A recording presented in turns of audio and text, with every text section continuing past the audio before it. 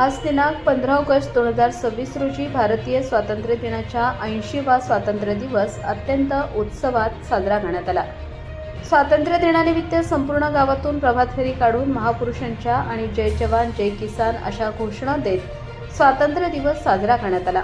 यामध्ये ग्रामपंचायत कार्यालय, जिल्हा परिषद शाळा, पोलीस दूरक्षेत्र न्याहाळे आणि शासकीय माध्यमिक आश्रमशाळा न्याहाळे खुर्द येथे ध्वजारोहण करत स्वातंत्र्य दिवस साजरा केला।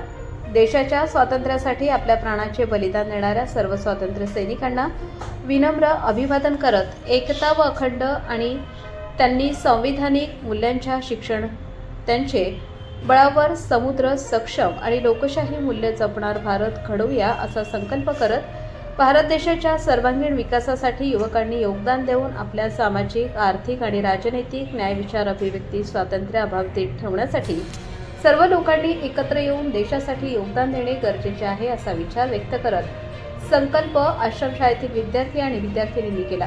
ध्वजारोहणासाठी ग्रामपंचायत सदस्य, त्याचप्रमाणे शाळा व्यवस्थापन समितीतील सदस्य आणि गावातील ग्रामस्थ, शाळेतील मुले आणि शिक्षक वर्ग आणि आरोग्य सेवक, अंगणवाडी सेविका मोठ्या प्रमाणात उपस्थित होते। प्रबंधभूमी प्रतिनिधी दिनेश साळवे, जव्हार।